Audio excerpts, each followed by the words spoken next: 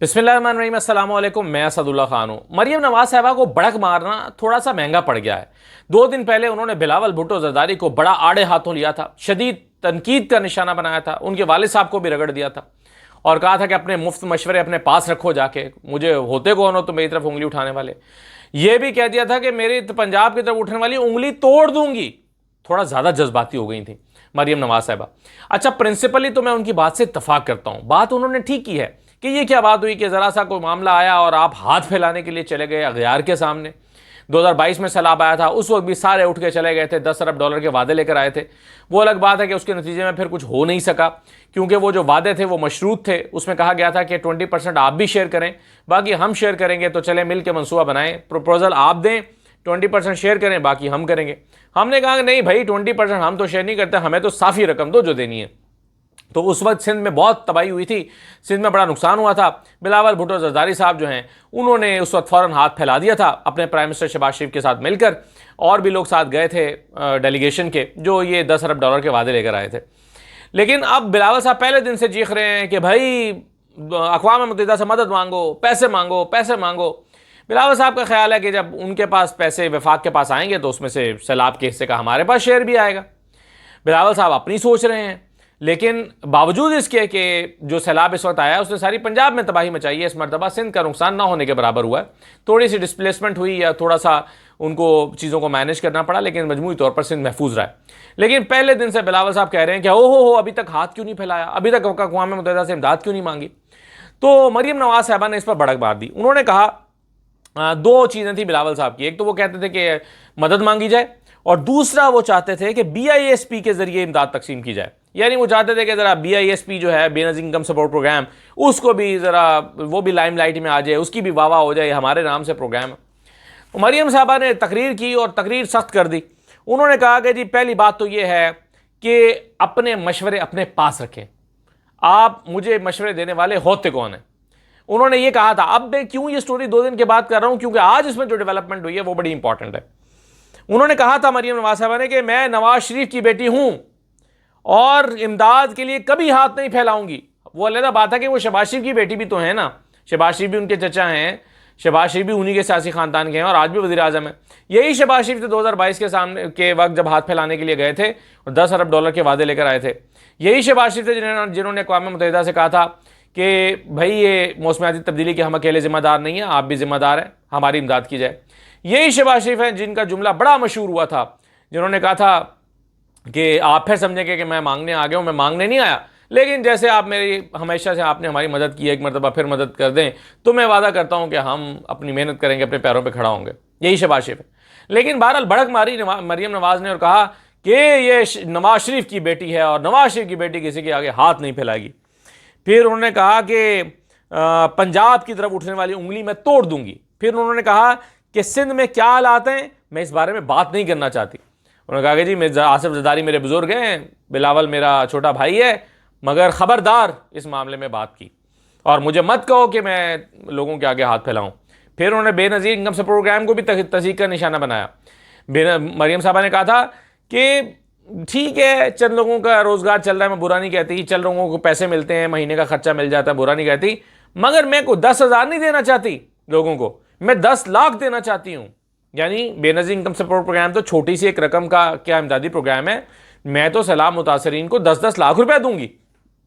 तो उन्होंने अपने आप का ग्राफ उठा के आसमान पे ले गई और बिलावल को उठाकर उन्होंने ज़ीरो कर दिया और कहा कि ख़बरदार ये क्या BSP प्रोग्राम तुम लिए फिरते हो, ये BSP प्रोग्राम मैं इसको जूते की नोक पे रखती हूँ और ख़बरदार आइंदा मेरी तरफ उंगली उठाई और अपने सिंध की तरफ फिक्र करो जाके। ये सारी बातें उन्होंने की थी। आज क्या हुआ कि आज जो है वो हमारे सामने आदाद शुमार लेकर आ गए नदीम अफजल चंद साहब। उन्होंने ट्वीट की है, वो कहते हैं कि सूबा पंजाब सबसे बड़ा मकरूज़ सूबा बनकर सामने आ गया है और जो फैक्ट्स उन्होंने शेयर किए हैं वो कहते हैं कि 405 अरब का कर्जा स्टेट बैंक से इन्होंने लिया है, वो भी 2025-26 के जो फाइनेंशियल ईयर है, जो फिस्कल ईयर है, उसके पहले 38 दिन में मरियम नवाज ने फिस्कल ईयर के इस मौजूदा फिस्कल ईयर के पहले 38 दिन में 405 अरब का कर्जा लिया है। किसने? वो मरियम नवाज जो कहती है मैं हाथ नहीं फैलाती, मैं अमीर सूबे की मालिक हूं, मेरा सुबह अमीर है, खुद कफीर है, उसके बाद पैसे हैं, मैं क्यों हाथ फैलाऊं? ये बातें उन्होंने तकरीर में तो कर दी थी, लेकिन आज नदीम अफजल चांद साहब ने जो ट्वीट किया है वो कहते हैं कि 405 अरब का कर्जा स्टेट बैंक से इन्होंने लिया है, वो भी 25-26 में, और ये खबर शेयर भी हुई है जिसको बेसिकली नदीम अफजल चांद साहब ने शेयर किया। तो कहाँ गई वो बढ़कें?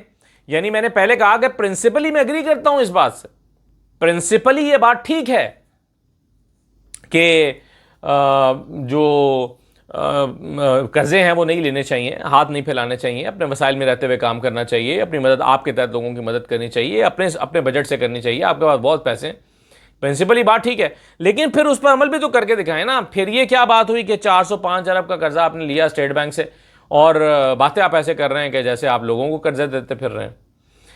तो ये इन फिगर्स के सामने आने के बाद, आदाद शुमार के सामने आने के बाद मरीम नवाज साहिबा को एम्बैरसमेंट का सामना करना पड़ा है।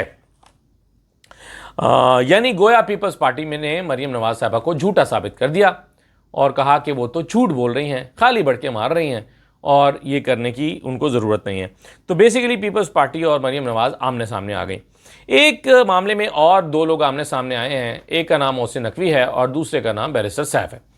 मोहसिन नकवी साहब ने 2 दिन पहले ट्वीट की थी जब ये कहा गया था इमरान खान की तरफ से, इमरान खान ने ये कहा था कि मुझे बार बार डील्स ऑफर हुई, कहा गया खामोश हो जाओ या मुल्क से बाहर चले जाओ, मगर मैंने इनकार कर दिया। मोहसिन नकवी ने कहा था कि नाम बताएं कौन आपको डील ऑफर करता है, किसी का नाम तो बताएं। यानी मोहसिन नकवी का मतलब यह था कि कोई डील ऑफर नहीं करता। तो आज बैरिस्टर सैफ ने कहा है कि अगर मैं नाम बता दूं तो मोहसिन नकवी को छुपने की जगह नहीं मिलेगी और इनको शर्मिंदगी का सामना करना पड़ेगा अगर मैं नाम बता दूं। यानी वो कह रहे हैं कि ऐसे लोग एग्जिस्ट करते हैं, मैं नाम भी जानता हूं, क्योंकि बैरिस्टर सैफ जो हैं वो खुद भी तो इसी प्रोसेस का हिस्सा है ना। जब वो पैगाम रसानी के लिए गए हैं तो बैरिस्टर सैफ भी तो गए हैं, इसलिए बैरिस्टर सैफ कन्विक्शन के साथ बात कर रहे होंगे ना। ये हो नहीं सकता कि वो बैरिस्टर सैफ जो है वो कन्विक्शन के साथ बात ना कर रहे हों या बैरिस्टर सैफ पूरे एतमाद के साथ ना कह रहे हों। जब वो ये कह रहे हैं कि भाई अगर मैंने नाम ले दिया तो आपको शर्मिंदगी का सामना करना पड़ेगा, तो ज़्यादा वजन मालूम होता है बैरिस्टर सैफ की बात में, क्योंकि बैरिस्टर सैफ के बारे में समझा जाता है कि वो जब भी मुक्तदरा का पैगाम लेकर गए हैं तो जो लोग लेकर जाते हैं उनमें बैरिस्टर सैफ शामिल हैं या बैरिस्टर सैफ ब्रिज का किरदार अदा करते हैं। इसलिए बैरिस्टर सैफ ने भी इनको मोहसिन नकवी साहब को जो है वो खरी सुनाई हैं और कड़ी सुनाई हैं। और मोहसिन नकवी साहब का अभी तक मैं कोई जवाब देख नहीं सका कि उनका आया हो, तो उन्हें भी यहाँ सुबकी का सामना करना पड़ा है। लेकिन इन सब में एक सुबकी का सामना तो मरियम को करना पड़ा, एक सुबकी का सामना करना पड़ा है मोहसिन नकवी साहब को। लेकिन जो सुबकी का सामना ख्वाजा आसिफ को करना पड़ा है गैर मुल्की मीडिया को इंटरव्यू देते हुए, उसकी कोई मिसाल नहीं मिलती। यानी आप ये देखें ना कि यहाँ पर पाकिस्तानी मीडिया के सामने तो अपनी चॉइसेस पे बैठते हैं वो ख्वाजा आसिफ साहब, हमारे पास तो कभी आते नहीं है।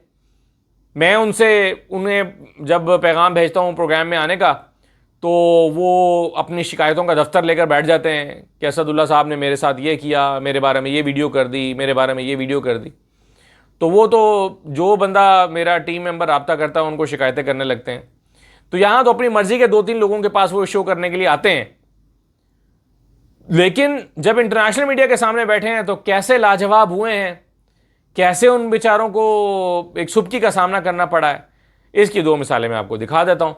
मसलन एक सवाल उनसे किया गया कि आप डिफेंस मिनिस्टर हैं लेकिन आप हाइब्रिड निज़ाम की बात करते हैं। हाइब्रिड निज़ाम क्या होता है? यानी कि ऐसा निज़ाम जिसमें इस्टेब्लिशमेंट, मिलिट्री इस्टेब्लिशमेंट और आप मिलकर हुकूमत कर रहे हैं, तो इख्तियारात किसके पास है? तो उन्होंने कहा कि जी इख्तियारात बस मिलजुल के कर रहे हैं। उन्होंने कहा नहीं, उस बंदे ने कहा नहीं, ये बताएं अगर टाई पड़ जाए डिफेंस मिनिस्टर में और फील्ड मार्शल में, टाई पड़ जाए फैसला करना हो तो फील्ड मार्शल फैसला करेंगे या आपकी बात मानी जाएगी? अब बेचारे नॉकआउट हो गए, कह रहे नहीं वो तो देखें ना जी, वो कंसेंसस हो जाता है। तो आप सुने एंजॉय करने के लिए, जरा उन्होंने क्या कहा है, जरा पहले आप सुन लीजिए ये बात। It's a strange system you have in Pakistan. I think you've called it a hybrid model where the military and civilian leaders effectively share power. But the military leaders are really the ones in charge, are they not? In most countries, the head of the army answers to the defense minister. In your country, you, the defense minister, answer to the head of the army, don't you? Asim Munir is a more powerful person than you are. No, it's not like that. You don't think General Asim Munir is more powerful than you are in Pakistan today? No, I'm a political appointee. I'm a political worker. But I'm saying in other countries, in this country, we're in the US. Peter Hegseth can fire the top American general. You can't fire the top Pakistani general. they have a different model over here. Yeah, it's called democracy. No, it's called deep state. Well, civilian rule. It's a deep state. Pakistan doesn't have a deep state. Every country has a deep state. But in your country, the deep state's in charge. No. That's what the accusation is. We are, it's you can say that because of our military rulers, Yes. 4 military rulers. Yes. So it is more, visible. It's not like. But who's in charge is what I'm trying to understand. Where does power lie? I said it is hybrid. So it's equal. It's not equal. If you but it's, and Asif Munir disagree on something, who gets the last word? we can agree to disagree. I understand you can disagree, but then what happens? Let's say you want to go left and he wants to go right. Who wins that argument? No, it is by consensus, whatever Okay. is taken. तो ख्वाजा आसिफ साहब की जो हालत थी वो देखने से ताल्लुक़ रखती थी, और वो बंदा जो है वो हाइब्रिड निज़ाम पे उसने फंसाया पहले। फिर ख्वाजा आसिफ साहब को समझ नहीं आ रही थी कि मैं इसमें से कैसे निकलूँ, और उन्होंने ये भी कहने की कोशिश की कि नहीं मैं बाख्तियार हूँ, लेकिन फिर वो जब उसने दोबारा पूछा तो भाग गए। अच्छा, फिर ख्वाजा आसिफ साहब को एक और जगह पर फंसाया गया। उनसे पूछा गया कि इमरान खान इतना पॉपुलर लीडर है तो आप कैसे उसे ख़त्म करने की कोशिश कर रहे हैं, उसको जेल में डाल दिया, एक पार्टी को ख़त्म करके आप सियासत करते हैं, ये कौन सी सियासत होती है? तो पहले वो ख्वाजा साहब ने कहा कि हाँ ये तो है, वो पॉपुलर तो है, मैं इनकार नहीं करता, लेकिन फिर उनको सूझी कि उनको लगा कि यार ये तो मैं उसको कैसे पॉपुलर करार दे दूँ। फिर उन्होंने कहा कि नहीं, वो जब हमारी इकनॉमिक स्टेबिलिटी आई है, चीज़ें बेहतर हुई हैं, तो उसकी पॉपुलैरिटी में कमी वाक़ हो गई है। हालांकि कौन सी इकनॉमिक स्टेबिलिटी आई है, कौन सा इदारा, कौन सा शोबा चल रहा है भाई? एग्रीकल्चर चल रहा है, रियल एस्टेट चल रहा है, कारखाना चल रहा है, एक्सपोर्ट्स चल रही हैं, क्या चल रहा है? नहीं जी, इकनॉमिक स्टेबिलिटी। कहाँ से इकनॉमिक स्टेबिलिटी जी? अच्छा, आप ज़्यादा डिटेल में जाएंगे तो वो कह देंगे कि चूंकि मुल्क डिफ़ॉल्ट कर रहा था तो अब नहीं कर रहा, ये आर्गूमेंट होगा उनके पास। तो बहरहाल यहाँ पर वो फंसे। फिर उन्होंने कहा कि जी जब उन्होंने कहा कि जी इमरान खान को आपने जेल में डाला हुआ है और ये वो, तो कहने कि मुझे भी तो 6 महीने के लिए बगैर किसी इल्ज़ाम के जेल में डाल दिया था। हालांकि ख्वाजा आसिफ के ऊपर आमदन से ज़्यादा सासों का इल्ज़ाम था, और वो जिस तरह से आलिया नीलम साहबा ने उनको फेवर दी थी वो केस मैंने पूरा कवर किया हुआ। निकलते कहीं से नहीं थे वो। बुखारी साहब प्रोसिक्यूटर थे नैब के, फैसल बुखारी साहब, तो जिस तरह से उन्होंने फंसा लिया था वो केस मैंने सारा कवर किया हुआ है। वो तो आलिया नीलम साहबा और शहबाज रिजवी साहब थे साथ, उन्होंने जनाब इनको निकाल दिया। तो कहते हैं कि जी देखिए मुझे भी तो 6 महीने के अंदर की रखा था। तो उसने कहा कि अगर आपके साथ नाइंसाफ़ी हुई है तो फिर इमरान खान के साथ भी नाइंसाफ़ी होना जायज़ है? कि नहीं मैं ये नहीं कह रहा, मैं टिटो, यानी ख्वाजा आसिफ को तो कोई रास्ता मिल नहीं रहा था। ये भी सुनिए ज़रा ख्वाजा आसिफ साहब के साथ क्या हुआ। Political front. Can you also be considered a democracy if you effectively criminalize the opposition, ban a political party, the PTI, Imran Khan's party, from running for office, impose a media blackout on them, arrest and detain hundreds of party members, and of course put their leader, Imran Khan, the former prime minister of your country, in prison on very questionable charges, many of which have been dropped or overturned on appeal over the years, as you know. I wonder, are you banning and cracking down on the PTI because you're worried about how popular they are? I don't think so. I do not endorse the idea that they are popular. I'm not denying that. They are not popular. And I think over the last 2.5 years, the popularity has definitely gone down because of economic recovery. That is one big factor. And things are much more orderly since the last elections. We have problems. We have political problems. But is it fair to stop one party that you don't like? We're not. They have access to the judiciary. They're not even allowed to use their own symbol when they run for office. Come on. No, I've been in prison for 6 months without any charge. You have been? Yeah. I mean, all the politicians. Yeah. But that's the problem in Pakistan. You all imprison each other every time they come to power. So why do it to Imran Khan? If it was unjust to you, isn't it unjust to Khan? No, I'm not saying that it's for tit for tat. I'm not saying that. But this is something which is there.